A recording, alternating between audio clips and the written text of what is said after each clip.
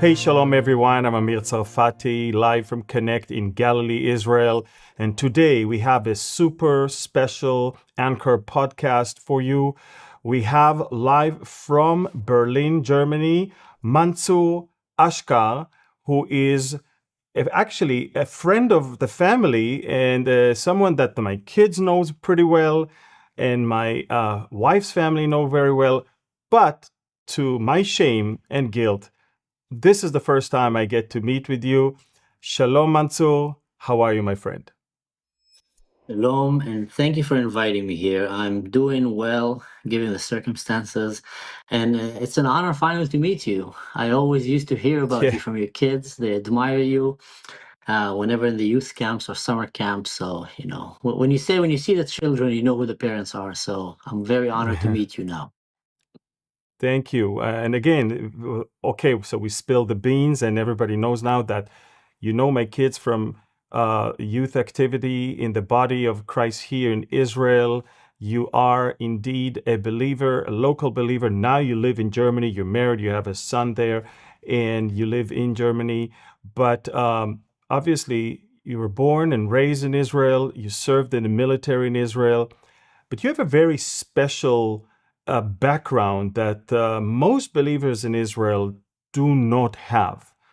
You are a son of the Druze community, which you will, in a few minutes, tell us a little bit more about, because everybody hears about the Druze in Syria and the Druze in Lebanon and the Druze in Israel, but very few people truly understand who the Druze really are. But you are of a Druze family. You came from a family that your father was an exceptional uh, officer in the IDF. You were raised to love the country and be part of the security issues that are part of our lives here. You yourself served in a special unit in the IDF, and even the rest of your career, even as a civilian, was related somehow to security and securing people. Um, I'm not going to say where exactly and what, but I will ask you to tell us a little bit about yourself, your background, and how you came to faith in Yeshua as a Druze that lives here in Israel. Wow, that's a good question. So just like you said, I'm a Druze, born and raised in Israel. My family is very Israeli, very Zionist, very patriotic. My grandfather was the highest ranking officer in the Druze community. He kind of opened the door for many other officers to come after him. He was the first non-Jew to light the Mesu'ah, the beacon that we do, on Wow. Independence Day. He was the first non-Jewish person to do that, and he was awarded, by the prime minister back then, and the Ramatkal. He fought in the all Israeli wars. I myself went in his footsteps and also became an officer. I was in the special forces. We're a family of warriors. Grow up in Israel. My grandfather fought in all of the Israeli wars. He named my mom, Medina, after the nation of Israel. Medina. That's the name of my mom. So you can understand that I grew up very connected to this land, very connected to its people. And that's part of the beauty of the Druze, which we will, dive in about it. I served as an officer in a special unit mainly focused on saving hostages. It was a hostage rescue unit. There's only a few of them in Israel. And after a while, I decided to go and just travel the world and work around the world. And I end up working in different security jobs all around the globe. Regarding your questions, how did I come to faith? There's a verse that says, "Seek and you shall find," and I think I just really was seeking. I was truly seeking. And as a kid, even, I had the questions of who goes to heaven and what's the path to go there? Because I want to be close to God. And then I came and I said as a kid, okay, if you're born Muslim, they tell you Islam. If you're born Jewish, they tell you Judaism. If you're born Christian, they tell Christianity. If you're born, each religion kind of, talk about itself. So I said, God, I honestly don't care which book you want me to read. I just want to find you. So I used to pray and I said, I will pray to you through everyone. I will pray through the faith of the Druze, the Christians, the Muslims, the Hindus, the Jews. Doesn't matter to me. I just don't want to be born in the wrong place. And because of that, miss that opportunity. And I became very curious about religions. But then when I first met, you know, we call them Messianic families in Israel. I met a few families, and that's the first time that I felt that they walk the talk, that they're doing things genuinely, Mm. not just because it's a religion, but actually because it's a personal faith. When they choose not to lie, when they choose not to cheat the system, evade taxes, or just, day by day stuff, they're doing it because of some conviction that they had with their faith. And I came and said, that's the first time that I see a real good practice of religion that is not just very religious, but it's actually very personal. And it was just a normal evolution. Just started going through it until I realized that, this is the order of things, how things make sense. Judaism brought us the Torah. Yeshua brought us, the Brit Chadashah and the, salvation after that. Muhammad kind of flew out of the window, was not relevant anymore in that picture. And I just kind of realized that this is the path. And for me, that was for many years. I just started personally studying it and reading it and keeping it, to myself, obviously. Pretty much until I became an officer in the army. And that's when I had a conviction that I was not really practicing my faith.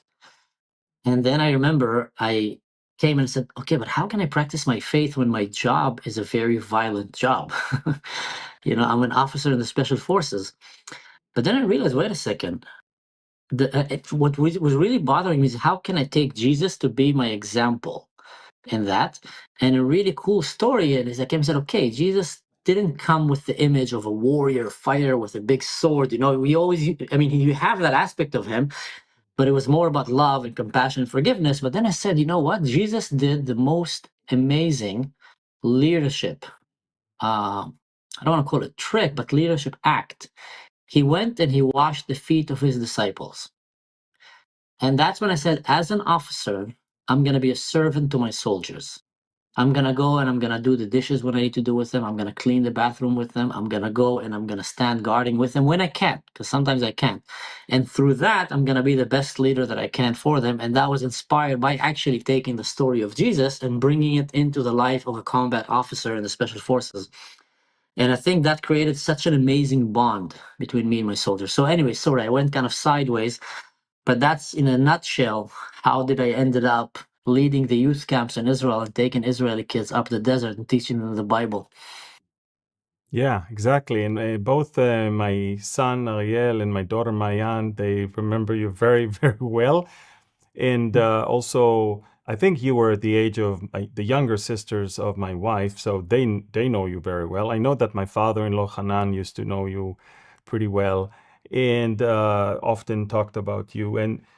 And you grew up in a very I say a great example of coexistence when it comes to the place, the town where you lived. Where is it exactly in Israel? Obviously, all Druze live in northern Israel, but which part in northern Israel are you from? So I hail from the mountain of Carmel, the Usfia village, so Okay, we're neighbors even on top of Austria. everything. And also my mom's family came from the village of Mrar, Megar, Ah, which is in yes, close to Nazareth by the Sea of Galilee. correct. So that's the two areas that I came from, which are very Druze village, but also they're mixed. They have Christians in them, they have Muslims in them. Nowadays, there's a lot of Jews living there because the real estate in Usfia is easier. So yeah, it's a very unique environment to grow as an Israeli, I feel. But then I moved to Yeah, Eilat when I was a young kid, and I moved to a Jewish city. And we were one of the first Druze families to actually leave, because the Druze is a very secretive and closed community. And back then, it was not common at all to leave the village and go live among a secular city like Eilat with the Jews away from the community. So we were and one of the Eilat is a first resort. Druze. This is a resort town by the Red Sea, so it's like the Vegas of Israel when Yeah. it comes to what happens in Vegas stays in Vegas. So Eilat is like that one for Israel. Yeah, yeah. That started as kind of, a reject city. People that didn't get along with authority or something, they just tell them, go down to Eilat, stay there. And they wait all the hippies and beatniks, and they started kind of this Las Vegas of Israel. So yeah, we were very, very odd bird when we first reached Eilat, with the Druze flag, with my mom, with the futa, this head cover that she wears. People didn't know where did we come from and who are we in the beginning. It was very interesting. Wow. So, and that caused you to even more be immersed with the Israeli vibe as well as the local believers, because there was the shelter in Eilat, I think, and Mhm. some of the believers that live there, and that everybody here in Israel know. Yeah. Yeah, great. So now here you are, a Druze that came to faith in Yeshua. By the way, how did your parents accept that? How did your extended family look So here's the at you thing and about the your faith? Druze religion. It's actually, as secretive as it is and closed, it's very accepting to other religions. So I kept it in secret. I was terrified to tell my parents, that I'm having questions about faith and I want to learn about other religions and I want to learn about other ways and I want to learn about God, myself. And then at the age of 21, when I decided to like really, okay, I'm gonna go and I'm just gonna reveal it to my family, my mom came and told me I knew it all along. And I was like, what? I'm telling you, I was like terrified. That was one of the most biggest burden stones that I had to lift from my shoulders, and I thought it's gonna be a huge drama. And then she says, I knew it all along, and I saw that it makes you happy and it makes you a better person, so I'm happy for you. My father Oh. just gave me a chafka on the shoulder and told me, good job. That's it. And it's interesting because a lot of people, you just said the Druze secretive and they're accepting and all of that, but many people don't even know who the Druze are. Where do they come from? Where do they exist here in this world? I was a tour guide for many, many years in Israel. I used to travel and show. We used to travel all the way to the place of fire of Elijah, the Muhraka, and we would drive through Esfia and Daliat El Carmel many times. And so that would be my chance to explain to people about the Druze people. I think it's the best thing is to hear it from a Druze. Um, Tell us where this group of people come from, where this faith and what is it all about? All right. So theologically, the Druze see themselves as direct descendant from Jethro, the father-in-law of Okay. Moses, the father of Zipporah. And that's one of the reasons that they feel very connected, by the way, with Christianity and Judaism. Now, they see it as a secret religion that was kept to itself, and at different spikes through the history of mankind, they came out and revealed themselves to the world with a different, purpose, to do something, and then kind of went back to the backstage and just kept for themselves, practiced their own religion, and were working and living among other religions peacefully. In 1,000 years ago, that's when the theology of the religion is saying they came to reveal themselves fully to the world because they thought that they might be ready for what they want to offer them, which is pretty cool actually when you think about it. Because they came 1,000 years ago. I mean, their only mistake that they did that under the Muslim empire, which was the least tolerant to other religions, and that they paid a big price for that. But they came down to Egypt, to Hakim Amrillah, which was a Khalifa in Egypt. And they basically offered this new age, 1,000 years old religion, coming and saying that there's one God. That's why they call the Druze Wahidun. They believe in one God from the word Wahid, Wahad. So there's one God, but different religions teach about the same God, only maybe in different ways, and they might have different teachers or prophets that came, but they're all trying to aim to the same God. So we should be more accepting towards these religions. And they also offered something very unique, which they started the separation of religion and state about 1,000 years ago. Only the religious people need to practice religion. The secular people, they're not expected to live and abide by the strict rules of religion. They just need to respect the traditions and live in it.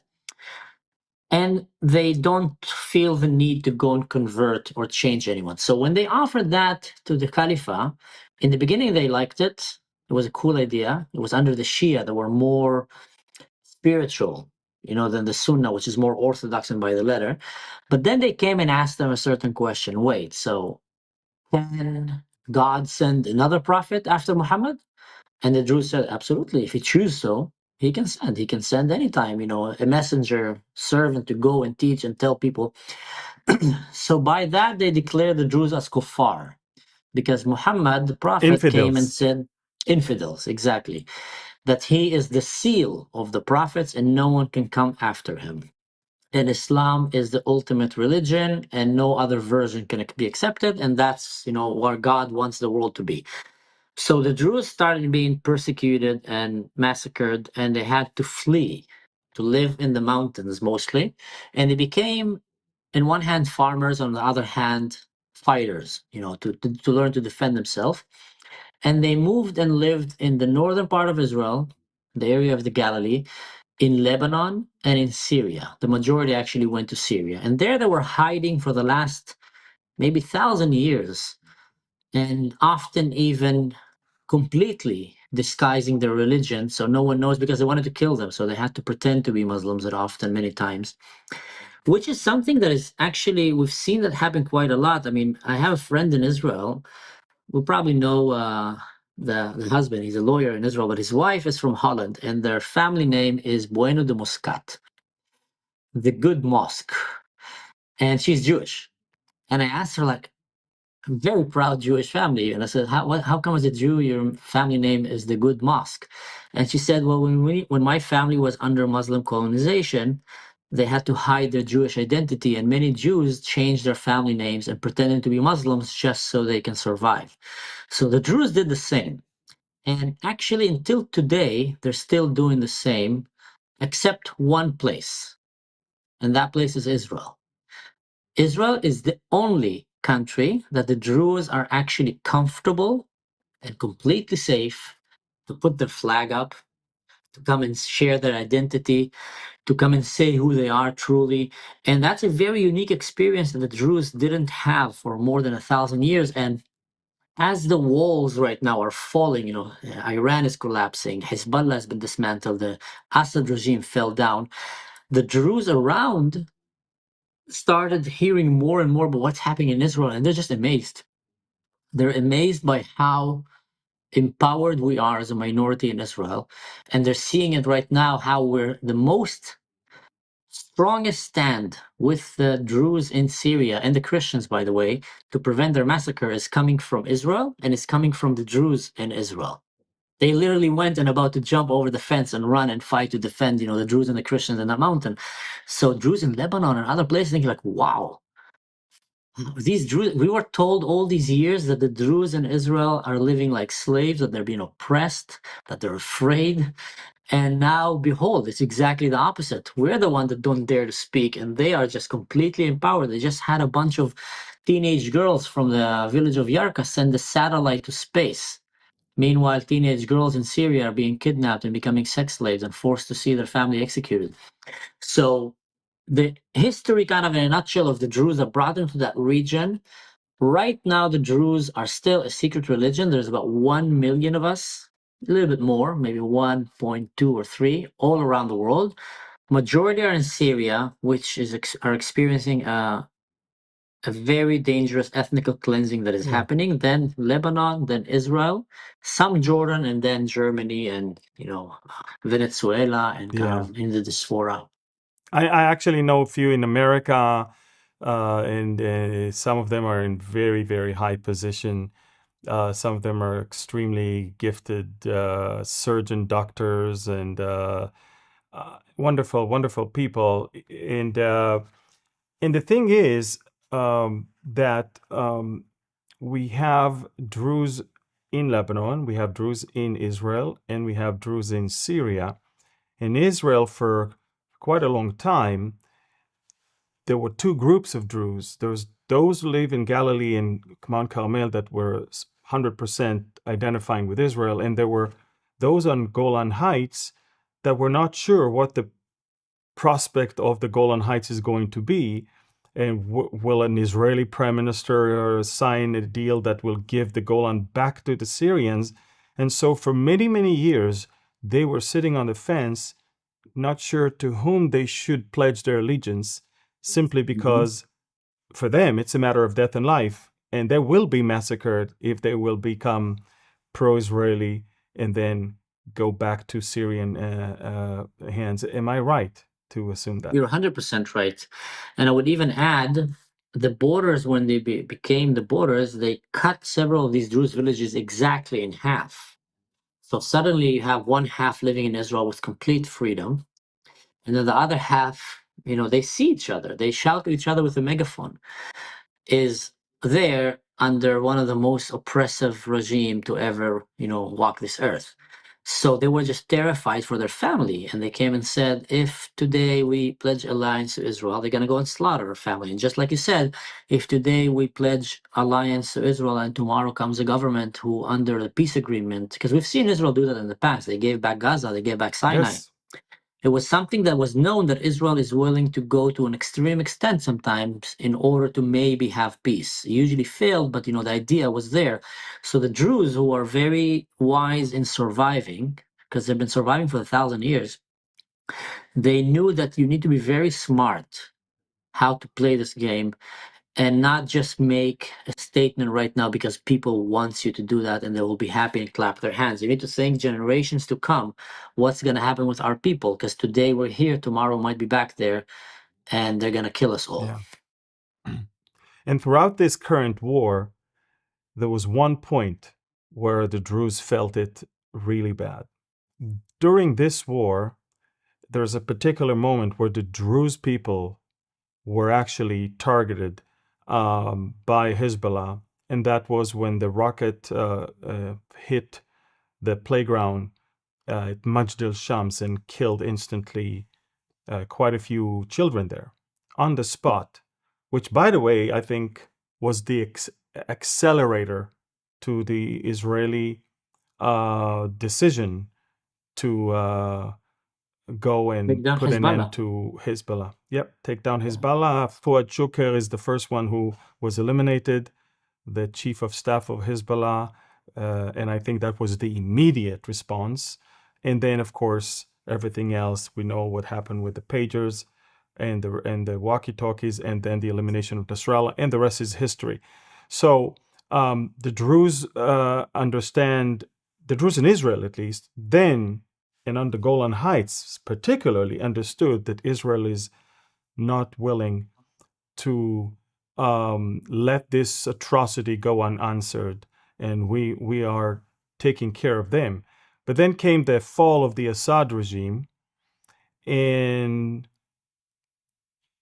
sometimes someone once said that the devil that you know is better than the devil that you don't know. Sometimes, and we knew the devil known as Assad family, but now we got a devil that most of the world does not know, and that's the jihadist al-Jolani regime that the world is literally eating from their hands right now. And I think this And is he's where actually I worse want you than to get Assad. absolutely worse, because Assad was not a jihadist. You can say many things about him, but he did not see the existence of minorities as a problem, whereas jihadists do. And so, we're talking about December of 2024. We're moving into January of 2025. It's a new reality for the most part for the Druze people. And the Druze people woke up to understand that the central regime of their country in Syria is systematically, it began with the Alawites and Christians, and then, of course, they were the next. They realized that the vow of the jihadists is basically to exterminate and eliminate anyone that is not a Sunni Muslim. Tell us, when is it that the Druze in southern Syria realize they're in trouble? So, just like you mentioned, after Israel started this snowball of basically destroying the enemies of Israel around the Middle East, and it was ignited by the death of the Druze children, like you mentioned. First of all, that alone has showed the Druze in Israel without no doubt, that we are not second-class citizens. 12 Druze kids were killed, and Israel immediately went and took down the number 2 of Hezbollah, and later on basically destroyed completely Hezbollah. Now, I'm not saying it's just because of these kids, but it just shows that Israel takes the life of its citizens very seriously. It doesn't matter if he's Jewish, Christians, Muslim, Druze, we are Israelis, and that is something beautiful about Israel. And even the Druze in Majd al-Shams saw that. Now, when Bashar al-Assad fell down, the Druze already knew that they're in trouble because Jawlani have already before sieged a Druze village with his ISIS and Al-Qaeda terrorists, and they executed more than 30 men, and they converted more than 1,000 Druze, and they took their daughters and their women as sex slaves. So that already happened, not only to the Druze, by the way, it happened to the Christians. There's many Christians in Syria that were under siege by Jawlani and his men before, because And he when did that was... happen? That happened, I don't remember exactly the year, but about 2-3 years ago, not too long ago, and almost no one Okay, so knows about it. that was Before before the he fall took of the... over. Yeah, before he took over, but not Mhm. too long before. So it's still the same person, undoubtedly. Now, when the regime fell down and Jawlani took the seat, the Druze knew already that his plan is ethnically cleansing all of Syria and keeping only the Salafi Sunnah in it. This is the extremists. And the Druze came and said, no, no, no, no, no. Let's, if we want to build it, because they helped, by the way, defeat Bashar al-Assad, and often the Druze harbored in their mountain Christians and other groups, Yazidis, because they protected them. A crazy, very, very disturbing story that would help the world to understand how problematic is when Islam becomes a majority, especially, Islam unchecked. Jaramana, the Druze town where we started seeing the massacres in the beginning, used to be a Druze province. They had a Druze And that's mayor. a suburb, a southern suburb of Damascus. Exactly. A suburb of Damascus was a Druze suburb that have its own kind of, authority, municipality, mayor, you can say. And when Bashar al-Assad was killing all of the people, Bashar al-Assad was basically a drug lord, a very secular drug lord who just did terrible things. But like you said, he was not trying to exterminate minorities. He was just equally evil to everyone. So many Muslims fled and lived under the protection of the Druze, along with Christians and others, because the Druze always knew how to survive and protect themselves relatively more than the rest in Syria. Only ones that knew to do that better were the Kurds, but that's because they had an official army sponsored by the US, CIA, and etc. So they were like on the next level. But inside that Mad Max jihadist world of Syria, the Druze were still standing strong and not succumbing to Sharia law. When Islam fled and lived under them, in the beginning it was like 100, 1,000, 5,000, 10,000. Then it became 100,000. Then it became almost a million of them. And what they did is they took over Jaramana and they started executing and killing the Druze. And we saw that with the fall of the regime and the people of Jawlani. One of the first things they did is they went and slaughtered the Alawites, and then they went and started killing the Christians. And then they came and they demanded that the Druze will hand out their weapons. Now, the Druze, knowing the situation, that's when they start realizing things are going really bad. They came and said, sorry guys, listen, just yesterday you were sieging us, trying to murder us and take our daughters. Now you took over the government and you start giving weapons to Al-Qaeda and jihadists, and ISIS. They have their patches with the uniform, Oh and yeah. you give them even more weapons than before, and you want us to hand down our weapons. Yes, you need to do that. Sorry, we don't feel comfortable doing that unless you build a proper government, which is going to have proper democracy. You were not elected, you took it by force, and have a proper representation of the Christians, the Alawites, the Yazidis, the Kurds, the Druze, all minorities, the Sunni. Jawlani said, no, absolutely not. He brought, former Al Qaeda and Osama bin Laden advisors with him and built a government. And then he went and he did what, and people might not understand sometimes, this is a religious ethnic cleansing. In the Quran, only a Muslim is allowed to hold a weapon. Christians and Jews are allowed to live as slaves. All the others need to be killed. And they're not allowed to build a new church. They're not allowed to build a house bigger than the Muslim house. They're not allowed to ride a horse or hold a sword. So one of the first interpretation of the Muslims in Syria. Now that they took over, we want to create a Muslim ummah, proper textbook ISIS. And one of the first things, we need to disarm everyone who's not Muslim. We need to make sure that they live as slaves under us. And we need to take their women and children. It's insane, but this is exactly what it is. And the And it's Druze 21st realized, century. We're yes, 21st as we're century, living, and we're speaking in terms of 11th century. yeah, and the world is like falling for it and saying, "Oh, he's a good guy. You have a nice Exactly. jacket. He looks like a hipster. Let's give him money." So that's when the Druze came, and first time we heard a tweet coming from the Druze community saying, "Israel, save us."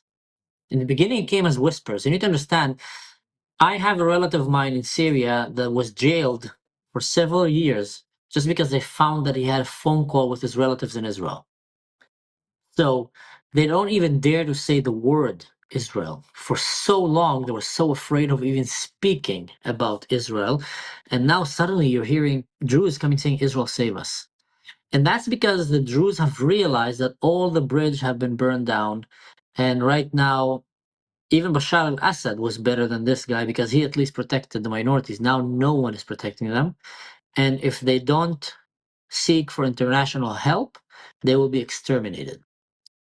And slowly, they started, suffering more and more attacks, and more the cry for Israel, come and help us, because they knew that Israel is going to Mm. be probably the only one that will go and help them. And with the help of the Jewish people and the Druze people and all the minorities in Israel, Israel went and sent that message, hand off the Druze, and that's when the Druze started feeling a little bit kind of, okay, someone might actually come for our rescue. When did they come? So all of that has been happening rapidly. This like understanding that there's a new reality, and they also started seeing the teachings that are happening because Syria is becoming slowly the next Afghanistan, and there's radical teachings Exactly. in the streets.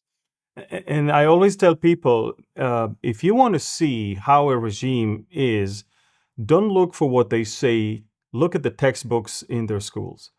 What they say to the international world is one thing, but what they teach their own is who they really are. And from what I gather, all the textbooks are now being transformed to pure jihadist doctrine, indoctrination, which leaves no room for any minority to feel comfortable living under that regime. Am I right? No, you're 100% right. It's a terrible reality. Textbook is right now teaching different teachings in the Islam that says that, for example, the text that they're teaching right now about the Druze, and they're putting back these books in libraries and in schools. This says that the Druze are the worst of worst.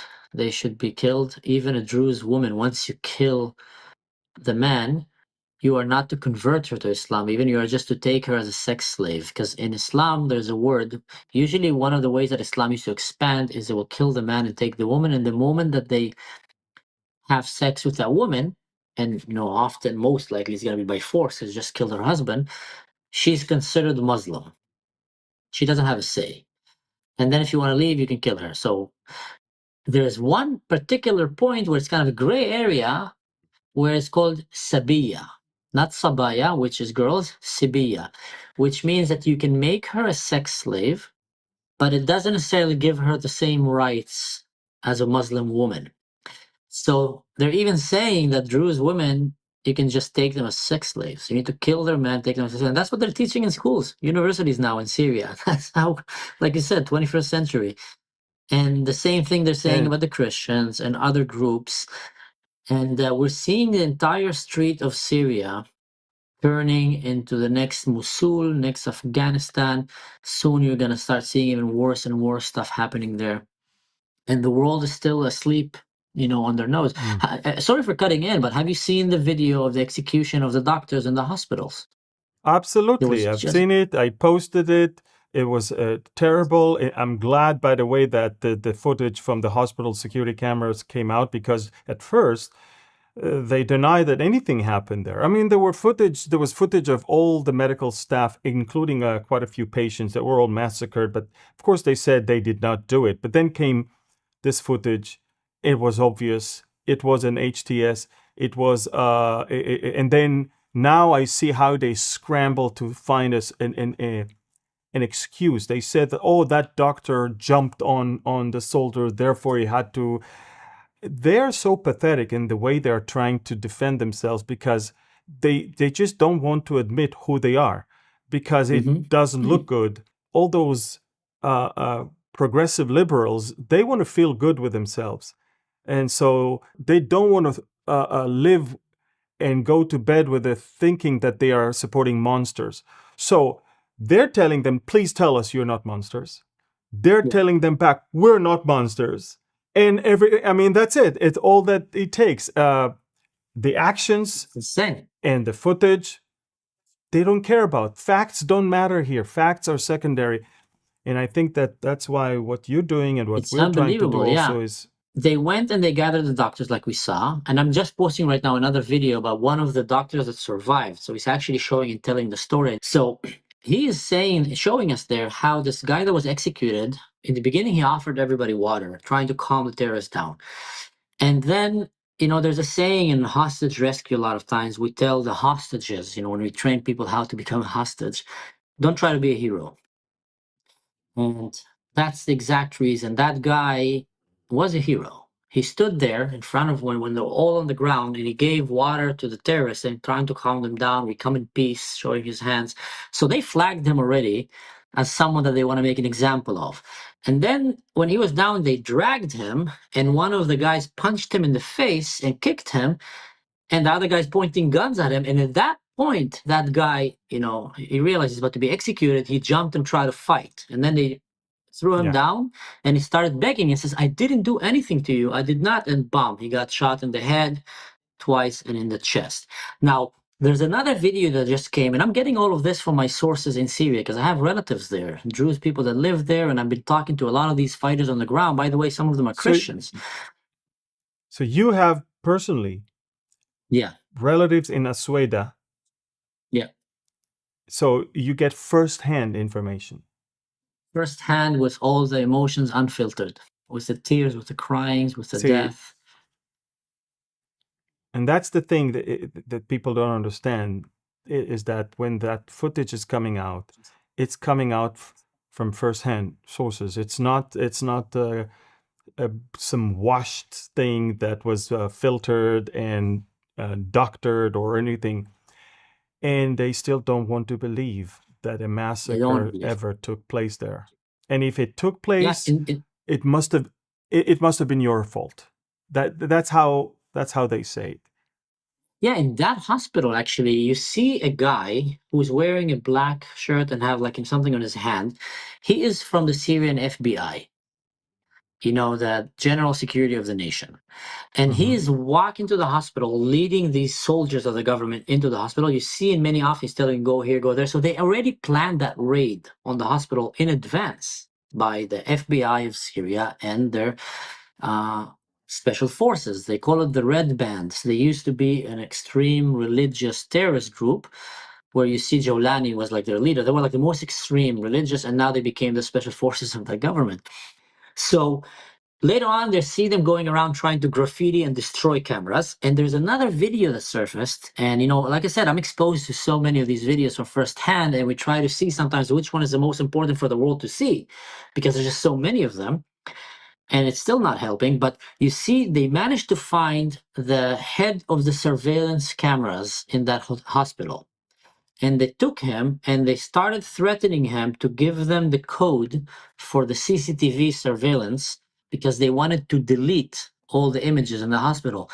And he knew what they were planning to do and he refused.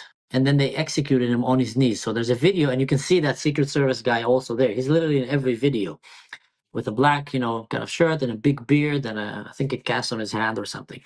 So then later on, they went to the doctors and started executing them. And one of the things that they told them was if any of you talk or send a video, they took the phones from everyone, we will completely execute all of you. Now, little did they know that they were anyway planning to execute them, but they were still trying to Yeah. get all their phones.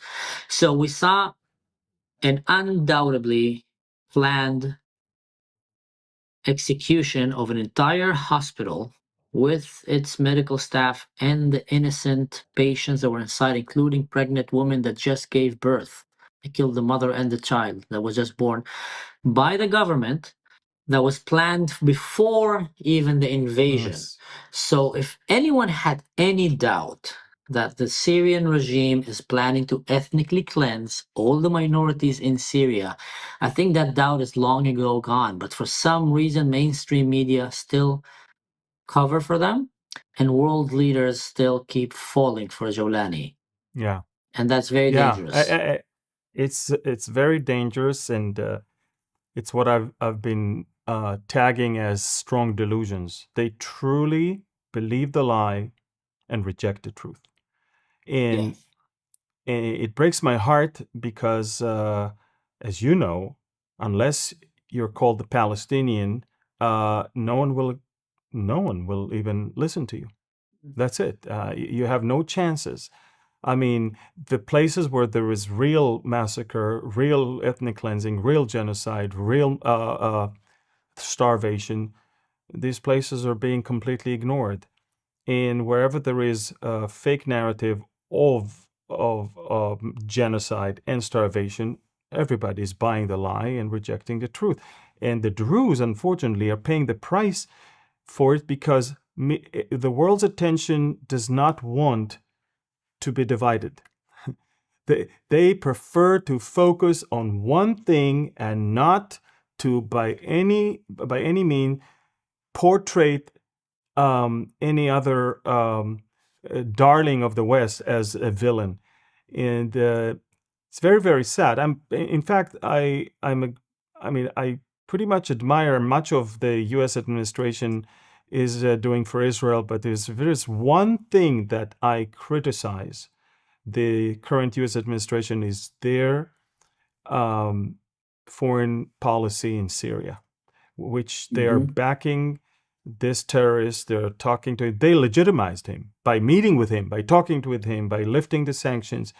They are legitimizing him and allowing others to feel free to do business with them, Do you such want to as know the why? UAE and Qatar. Yeah. I have a very strong Yeah, theory yeah, that yeah. I've been Please hearing tell me from the why. Druze and from others, because I am a big supporter as well of this administration in the US, much better than the last one. And in general, I think America is one of the most important countries on planet Earth. If it wasn't for America, we'll all be living under Nazi Germany right now, or communist Russia, Mhm. or I don't know what. So thank God for a strong America. But what happened here is there's a lot of Sunnah money involved in the picture. And Jolani is a Sunnah boy. And the Sunnah don't want to lose Syria to the Shia. So they keep telling the Americans, don't listen to Israel, listen to us. Let us tell you the best picture for the Middle East. Keep Syria Sunnah. Jolani, he listens to us, he's our boy. Turkey say that, Saudi Arabia say that, even Qatar is trying to say that. And Israel is saying a different story. No, guys, this guy is ISIS. What happened to you? Like last week, you had a bounty on him of $10 Exactly. million. Now he's not. So Israel's the only one speaking, sanity here. But the Arab world is telling America, don't listen. Israel is just going to cause problems here. Look what they did in Gaza. Please, they're going to drag you to another war. And America's getting like a bit, I feel, afraid of being portrayed as if they're being dragged by Israel, which Israel's not dragging them to any war. Israel is literally doing the right thing, and often they woke up and they join us when we went to attack Iran. No one wants Iran to have a nuclear weapon. They say death to America before they say death to Israel. So what happened here is that they made pressure on Israel not to get involved, and because of that, more Christians and Druze got slaughtered because they kept telling America, we got this under control. Don't let Israel go in and save the Druze. Because if Israel will go in fully save the Druze, which by the way they did actually in the end, they didn't listen to anyone. And I'm very happy about Israel with that. That will make Jolani look bad because the Sunnah Arab world is trying to portray an image of a moderate leader of Syria that want to make Yeah. Syria great again. And if he is caught doing what he's actually doing, which is slaughtering his own people, his own citizens, burning them alive, his soldiers, raping their women, beheading them, like we've seen October 7, doing terrible stuff. to them, kidnapping their daughters and sex trafficking Yeah. them and raping them and all I don't know what, and all of that is done by the government. And Israel need to intervene to actually save the Syrian people from its own government. Then the West will realize that Syria is not controlled by moderate Sunnah. Syria became worse, and maybe it was better for the Shiite to go, or even the Shiite might start trying to come back and say, "See, we did better." So, in order to prevent the loss of the Sunnah hold over Syria, they're buying their way throughout entire the world, kind of media outlets, and they're making deals with America, $100 billion deals, and I don't know what, and telling, just give us a chance here, we'll tell you how it's done. Meanwhile, ignoring Israel. And just like you said, it's very embarrassing and very disappointing to see that such a good administration that up until now is doing such a great job of actually standing on the right side with Israel, in that particular case about Syria, is choosing to take the advice of foreign players that, by the way, don't have the same interest like America, like Israel does. And I think in many aspects, Israel and America, each country needs to take care of itself, but they rarely ever have contradiction, in how they want to see the world in the future. They're very Mm. similar in their cultures Yeah. and their values. For Islam, the worst thing that can happen is that they would lose land. And that's why you would see Saudi Arabia one day all against Palestine, all against Muslim Brotherhood and Al Jazeera and all their friends. But then Donald Trump want to buy Gaza, and then suddenly Saudi Arabia will be all pro-Palestine and against Israel. Why is that? Because they're playing the game. And in the end, they still want to expand. And the worst thing that they can see is when they lose land. That's why it terrifies them also what's happening in Gaza. And in Syria, if Israel would have went and saved these minorities as they wanted to, that would have made the Arabs look really bad. And maybe Israel would have even conquered more land. Because if you think about it, all these minorities that are running away right now from the north part of Syria all the way to the border with Israel, they're running to seek shelter by Israel. The safest place in Syria have become by the occupied IDF land in Syria. These villages are the safest place in Syria now, and everybody want to run there because there you get medical treatment. You can sleep at night with your door open.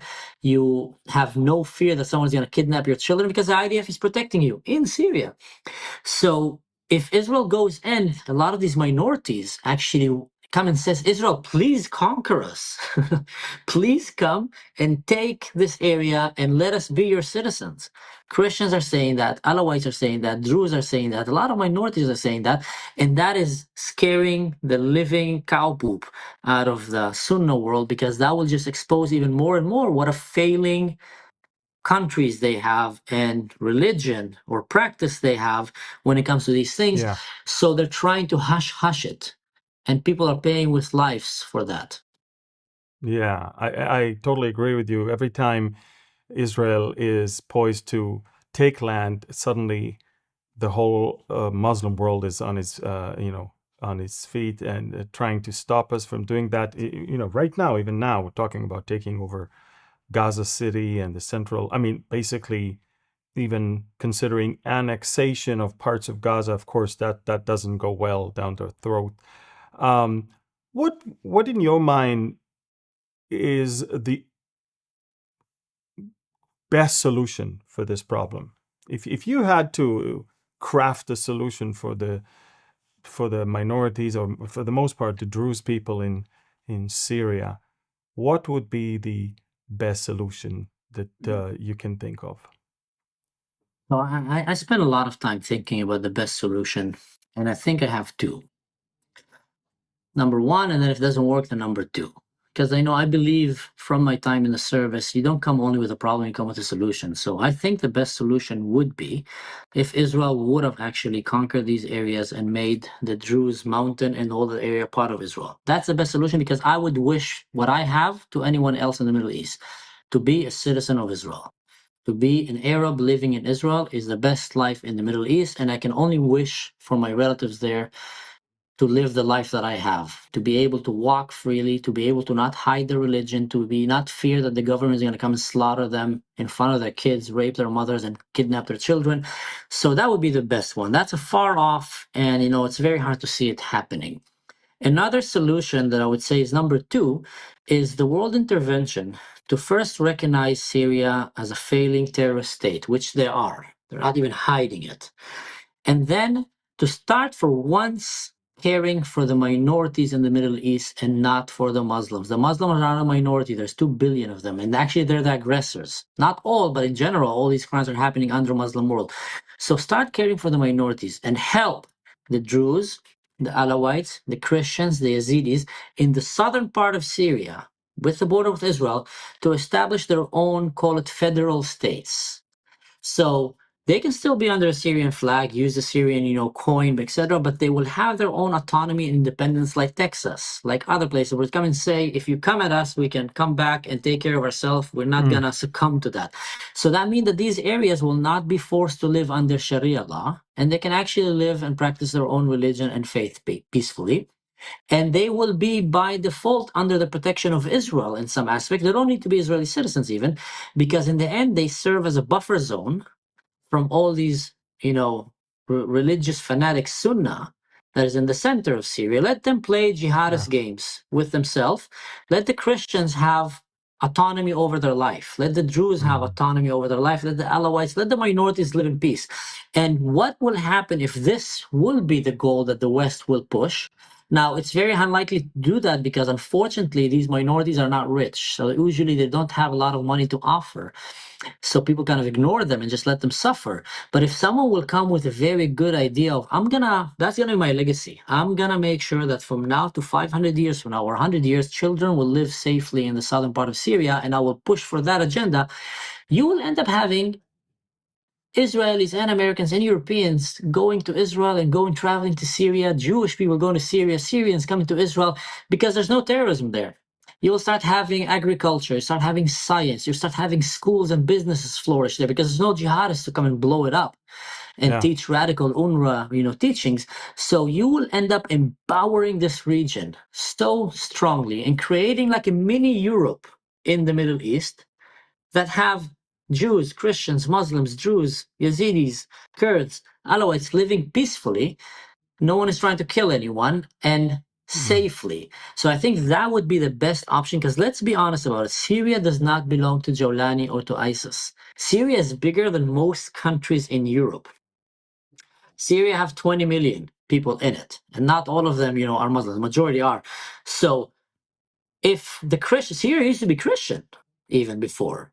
So if we start giving back the people in Syria their own autonomy over themselves and not have them been forced to live under Sharia law, which right now, everyone in Syria except for the Druze have succumbed to Sharia law. That's why you barely hear any Christians talking because they're too afraid. They bomb their churches, they kill their daughters. You don't hear Alawites because they slaughtered almost all of them and they're terrified right now. The only ones that are still standing tall and not bending a knee are the Druze, and many of the Christians and the other groups are fleeing to the Druze mountain to be protected by them. So I think that it's fair to give these minorities a peaceful life once and for all and have them be in the border with Israel and let the jihadists play jihadist games somewhere else. That's, I think, will be the best solution. I think it's a practical one, but it just needs, like I said, the world to do something about it. And if one thing we've learned about the world, Amir, is that it's keep repeating itself. In the Holocaust, they knew what was happening to the Jews, and they chose to turn a blind eye. And now they teach all about it and watch movies, and everybody sits home, and when he watches movies, he says, I'm going to be like Schindler. I'm going to save people. I'm going to be a hero. I'm not going to let it on a front. But then it happens again. People close their eyes. So now it's happening again. There's a onslaught, a massacre of minorities happening in the Middle East under Islam. And the world is again turning a blind eye. And probably our grandchildren, 40 years from now, when they read books, they will say like, I can't believe our parents. I'm so embarrassed of these parents. If I was there, I would have not let this happen. They would see the images of these little girls being kidnapped and massacred, and they will sit and just tell themselves, I would have done it differently. And now it's our turn. It's happening around us. What are we doing? The Druze are experiencing now what the Jews experienced during the Holocaust. They're being slaughtered, and they have no country. They have no real army. They don't have money. They're just farmers trying to live a peaceful life. And no one is caring about them. And the only one that is caring is Israel, and Israel is getting all the heat for it. So I can conclude, as we're coming to the end, I can conclude with this. What I think we see now is a spiritual warfare. I think that beyond what it looks like flesh and blood and people. There's no doubt the world is being blinded by the enemy. I see spiritual blindness. I see spiritual warfare. And I truly believe, and you can probably agree with me, that the only solution eventually for the problems of the Middle East, the problems of the world, and to bring real everlasting peace is by putting your trust in the Prince of Peace, the Lord of Peace, that can give us peace now and forever, here and everywhere. And that's, of course, Yeshua. And I hope and pray that as many as we can share the message of hope and peace that can come through faith in the Messiah, which, by the way, he is not just for Israel. He's not just for Europe. He is the Lamb of God that came to take away the sin of the whole world. And only once you put your trust in him, you truly learn, even in the most troublesome place on earth, you will finally find peace. But I wish everyone would hear your suggestions. Unfortunately, the world is hypocrite. Unfortunately, the world follows money, follows power, follows the things that are of this world and not of God himself. So again, my prayer for you as you continue doing this good job in exposing the evil and trying to get the attention, my prayer for you is also that people will ask you always about your faith, about your journey, about how you found peace in this troubled world. And my prayer is that more than your words, your life and the one who lives in you will shine his light to everyone, both your relatives in Syria and everyone that is listening to you when you try to persuade them to pay attention to what is going on. Mansur, I want to thank you for being on this podcast. You've done a great job in explaining what's going on. And I pray and hope that the people of Syria will finally find one day a rest.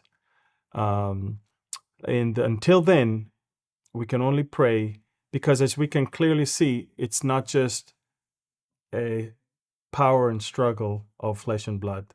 And in this type of thing, we need also to pray and to be part of this fight in the spiritual realm as well. I want to you to say hi to your wife and to your child. Great success in your efforts to spread the good word and the truth. We're going to put down in the lower third right now your social contacts of how people can get in touch with you, how they can follow you on social media and support what you're doing. Thank you. Any final words you want to say? I just wanted to say thank you for giving us a voice on behalf of the Druze. I've been receiving messages from Druze in Syria that have been telling me that I became their official voice in English, and I've never asked that responsibility, but I took that task very seriously, doing my best to bring the voice out there. I know you have a huge channel, in the Telegram. I was just amazed. It's like, what, 600,000 people in your Telegram even. And I was so honored that you came and gave us a platform to speak. We are a small community. The world is ignoring us, and if no one will pay attention, this community can be eradicated from the face of the earth under the Muslim world, and only in Israel they will stay alive. And we can't allow this to happen. So thank you and anyone out there that is praying for us, that is remembering us. It's very hard to have a voice when 600,000 of your people are living under oppression with no internet. They cut the internet on them, and the Absolutely. only one that can speak for them are the ones in Israel and Lebanon and some diaspora around the world. But we are little and they are many. So every chance like this, every channel that invites us to come and talk about the Druze, we will be there. I will be there and I will talk as much as I can on behalf of my brothers and sisters in Syria. And I want to personally thank you and all of your staff for reaching out and giving me this opportunity. God bless you guys. Thank you. Thank you, Mansur, and thank you everyone for watching this Anchor podcast. Until next time, shalom and goodbye from Galilee.